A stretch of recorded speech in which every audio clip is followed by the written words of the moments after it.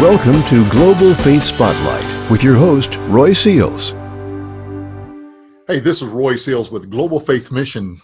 And today we are privileged to be talking with Greg Mann, missionary into South America. Greg, how are you and Wendy doing these days? Well, we're doing great. Appreciate you asking. Great. So tell us about the country you've been ministering in for all these years. Yeah, so we've been in Guyana now for a little over 20 years, and God's just given us an amazing ministry there. We certainly give God the credit because it's just, we've watched it grow from nothing to where we are now. We're ministering in about 12 to 15 villages on a regular basis now. Right. If anybody wanted to go to a map and find Guyana, because a lot of people don't know where it is, where would they go to find this country? Well, first of all, it's not in Africa. Most people try to put us in Africa. So the best place is to look at South America all the way north, find Venezuela, which a lot of people know Venezuela, and we're right next door to Venezuela to the east. And actually, our ministry is located almost virtually on the border between Guyana and Venezuela. Great. Okay. And later on, I'd like to talk with you again about just the country of Guyana in general.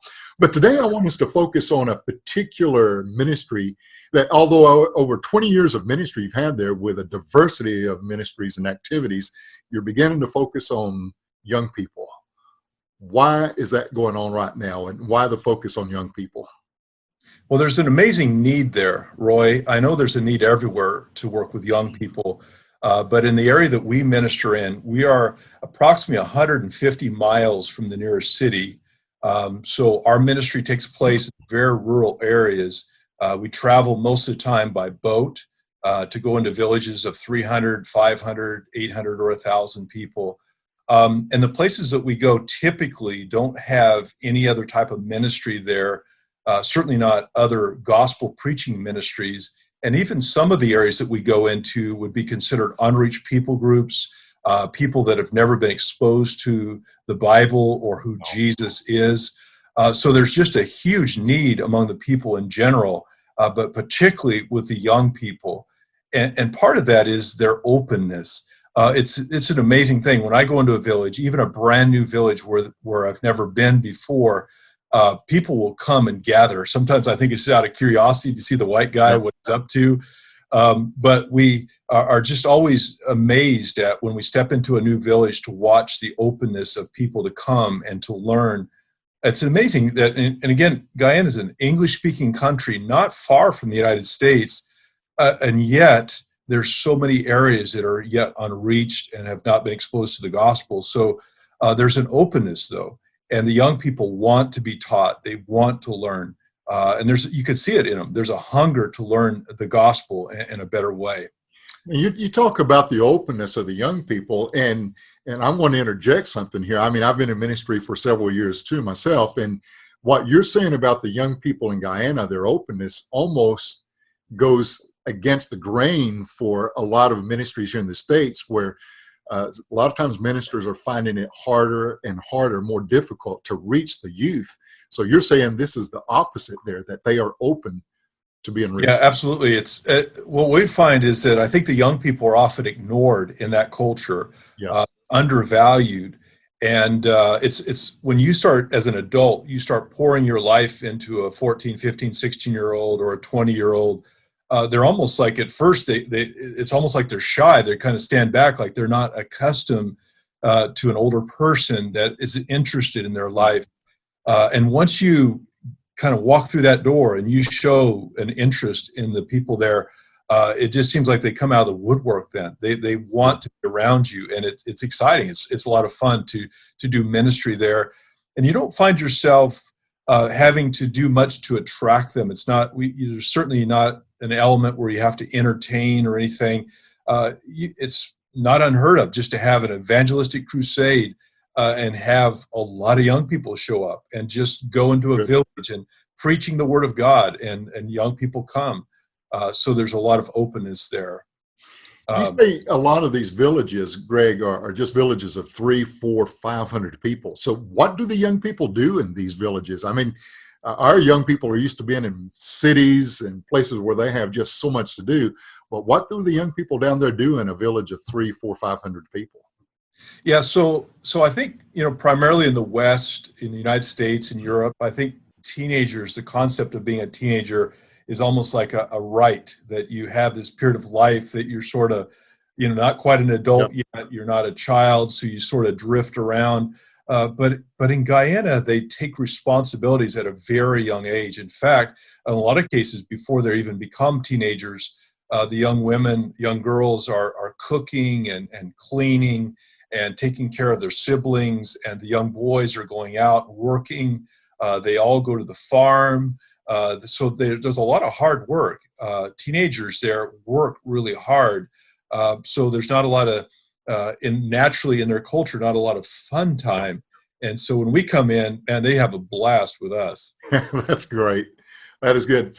Well, tell us a little bit about the potential of these young people. I mean, if they're in small city, or not cities, but small villages, I imagine the educational opportunities may be somewhat limited. So what is the potential for these young people? Yeah, you're absolutely right. The education is a challenge because they don't have a lot of the things that are available even in the capital city, where we are. A lot of the villages there, in fact, some of our villages have no schools at all.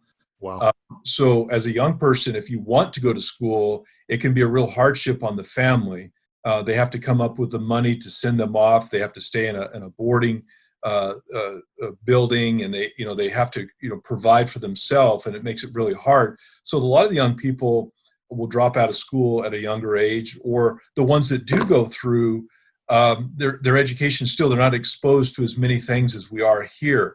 But the potential is when you start pouring into them. See, here's the thing that a lot of people don't get. They see somebody who maybe can't read and write, and they think that they're dumb. The reality is they're not dumb. They just have not had the opportunities of Right. education. Yeah. And so what we find is when you start pouring into them, they learn like sponges. They grow quickly. And my wife has had the privilege of teaching some how to read and write. And that's been a real joy because you open up a person's world when you give them an education, and there's so much potential. We've been there long enough now that we have little girls. I remember in fact, when I dedicated them as babies, and now they're teaching in the schools, or they might be a nurse or something, and they're leaders in the community. And that's exciting. When you see the potential, when you pour into a young person and keep doing that throughout their childhood and into the teen years, you're going to see something, down the road. You're going to see some leaders developing.